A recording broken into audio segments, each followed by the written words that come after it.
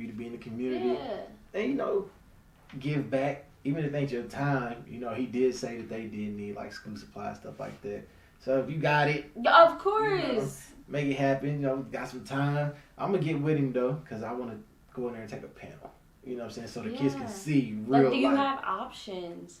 And that's one thing, like I said, radio taught me options and opportunities. And you want your name out there, you got to get it. Yeah. Like, you can't, they'll give you the tools, but then it's up to you. And like I said, I did a lot of growing up with radio on. Okay. A lot. And so seeing different people in the community and when we had our events and stuff like that, it always meant something to me. I'll never forget this guy, me and Swift did a remote, and I was his promotion assistant, tech at the time. We were in front of, like, I want to say it was like a Little Caesars pizza, something like that, and a Metro PCS. It was there off of Fall Creek in, like, college. And this man comes up, a 38th in college, I want to say. Man comes up, and he was homeless. And I'll never forget that Swift, you know, helped him out a little bit, got him food, all this other stuff. And that, I will never forget it. Probably saw him in the club a year later. Same guy. Looked great. I mean, amazing. He got a job and was doing great for himself. And he stopped me. He was like, I remember you. You and Swift. Y'all helped me out that day. It changed my life. I'll never forget that. Because that one kind gesture probably stepped something up. Yeah. And that's why I've always respected what Swift did for the community. Okay. And how I do want to be something like that. And you always want to, and that's something radio taught me, is like, you can't judge people. Like, people gonna come up to your tent, crackheads, homeless, professionals, all that. They're all humans, and you could change their day, and that's something I pride in. When something, like, with being involved with the community, you can change someone's day just by saying hi, hello, and that's so crazy. You learned this just by being behind a tent or being behind a mic. You know, people are calling you and telling you about their day just because you were like, hey, what you doing today? And they will call you. They just want somebody to talk to. Mm-hmm. Be your best. Like, that was one thing I'm telling you, like, radio was the best growing experience.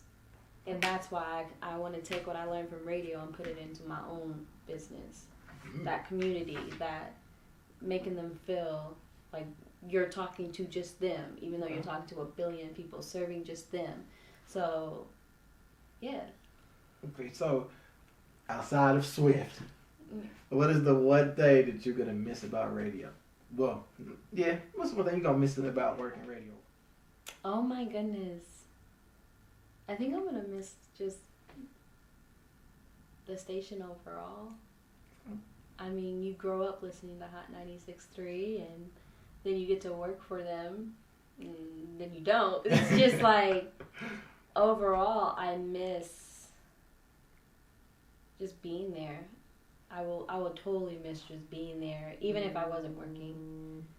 Now, aren't you supposed to not have your phone? Man, look, my stuff, people calling me, like, they'll call me and buzz me all through the show and don't want nothing. They don't want nothing. They know I'm doing the podcast, but they like, I ain't not on there yet. Ah. Yeah. You ain't doing nothing. Nothing. But, no, like, anyways, no, I think I'll just miss overall the people, like, and one thing, like I said, that people gonna come and go in that industry, like, but it's just being there, being a part of Hot 96.3. That's one thing overall I'll miss, because, like, for the longest we repped it like a mascot. You know? It is what it is.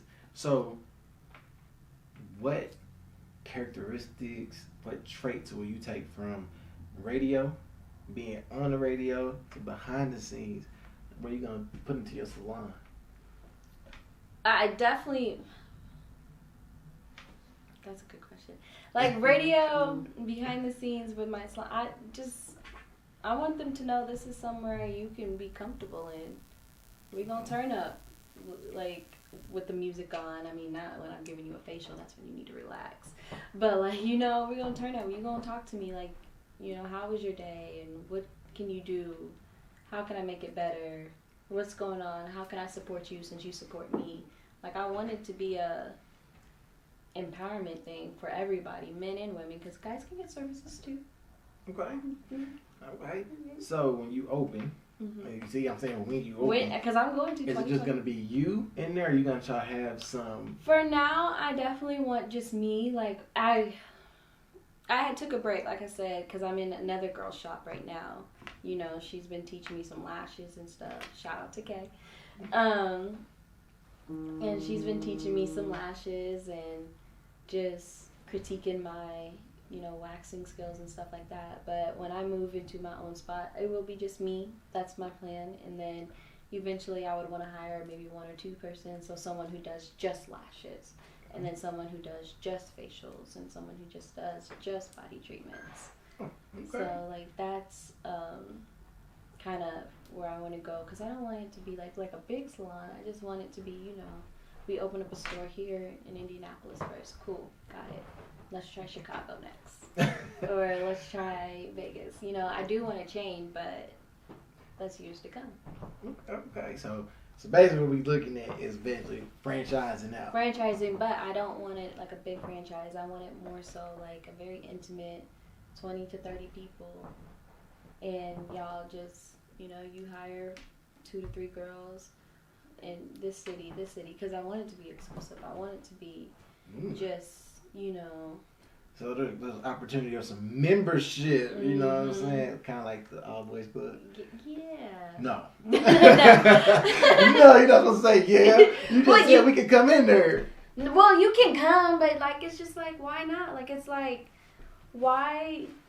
there's so many spas, like European waxing centers and lash bars and all this other stuff, and they do the same thing. I don't want the same thing. Like, there's so many nail bars that I go to, and it's always different, but then now they're all selling wine, and it's like, it's not fun anymore. So I want it to be a little different. I want it to be just very exclusive, and I want the best. I mean, we had a lady on here that owns her own shop, and when I look at TV, I think when I look at beauty salons, stuff like that, first thing you see, women sitting there with some little hors d'oeuvres and a glass of champagne in their hand. So that's what I'm asking, like, hey, you serve, when I'm waiting, you get some champagne? Yeah. And they were like, I mean, we got some wine, we'll never open. And I'm like, where's the champagne at? Like, I'm not used to wine, where's the champagne? So, might want to steal my idea, get the champagne back popping. I mean, yeah, of course you're going to have those hors d'oeuvres while you're waiting and stuff. I want that, but I want it aside from your average boutique or your average salon, hair salon, or studio and all that. I want them to be like, oh, I go to Shivana. Okay. And that's just my partake. That's just the goals I see for myself. And I know I'm going to do it. Right. I mean, if you don't see it for yourself, it's not going to come. It's not. Speaking into an existence. I want to have that chain of, okay, there's only like 5 in the country. But I still make money. They still make money. I mean, once it gets that big and you go to Vegas, I might have to open 3 in Vegas. You might have to. Just because, one, I love Vegas. You got to have it in a hotel. You got to. Yeah. You got to, Put one in the airport. Because them overnights. Overnights, man. I'm just saying. I done been in Vegas airport like, yeah. Oh, dang, let me get my, But, so, future goals, we got 2020. Yes. We're going to do that. And it's just going to be you. Yeah. You're going to. Yeah. By 2024, hopefully one other salon open. It might be in Indiana. It might be somewhere like in Ohio or something. Like, I just know connections. You make those connects. Yeah, you got to. So, being in the radio, since you brought up connections, networking. Yeah. So, now that you're moving, kind of, not even say away from radio, but you're stepping aside to start something else, how are those connections going to help you with your own personal business? My own personal business? Well, obviously, like, I'm going to get the girls like Ashmack. Once I do, start back up my aesthetics and my homegirl salon again, have them come in, have them try free facials, stuff like that. Because, like, I'm going to always hook up my people first, And discounts on services and see how they like it. And then, pass out my business cards. Hey, you come so many times, you get a free service, or you refer so many people, you get a free service. That's just how I gotta do it. I gotta promote myself that way, and then pay for those advertising. That gets expensive. Yeah, pay for them advertisings. Go to those networking events that we've been hosting, and just getting yourself out there. That's so. Me and my producer, we gonna get free facials.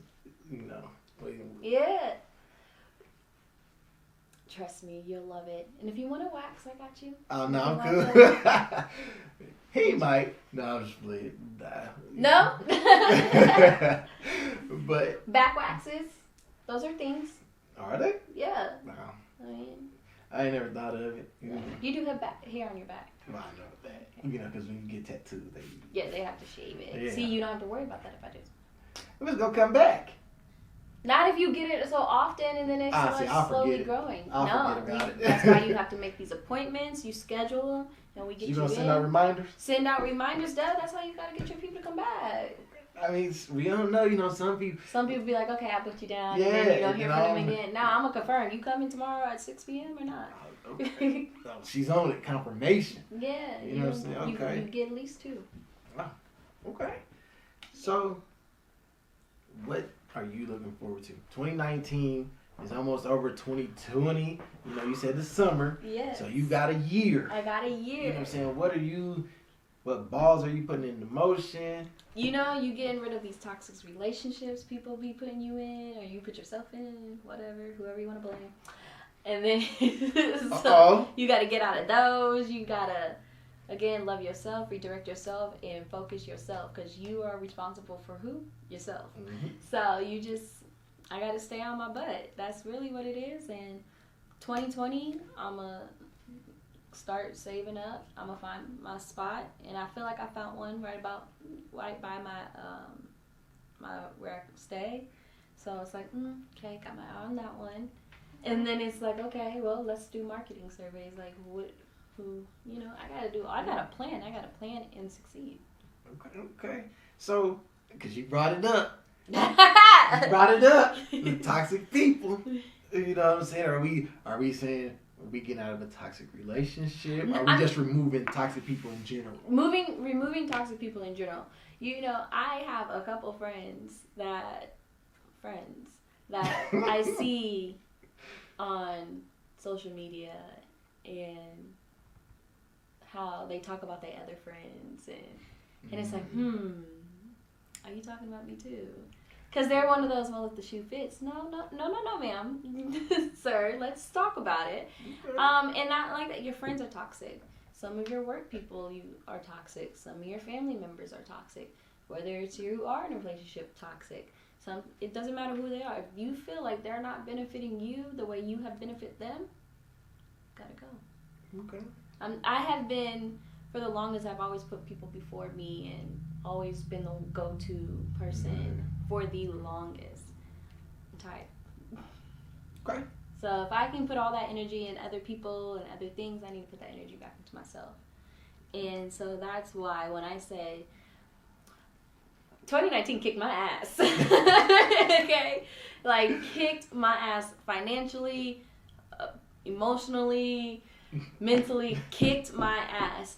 And I remember I made myself a promise. I said, okay, this first 6 months whooped me. Period. Got it. Start removing these toxic people. Start talking back to God. Start telling him what you need and what you want. Stop. Ask him to help you get these toxic things and people out your way. And once it started opening up and started, you started seeing some changes, it's like, oh, shoot. I stopped messing with this person. I got a lot more money in my pocket. Okay, God, I see you. Oh, because I don't have to go here all the time now. I got more gas in my truck. Okay, God, I see what you was doing. I was distracting myself doing all these other things. And no, so I said, I'm going to get a new career. I did that in July. I got rid of a toxic situation. Did that in August. Said I was going to get my new place. That's coming next month, September. So, like, technically this weekend. Yeah.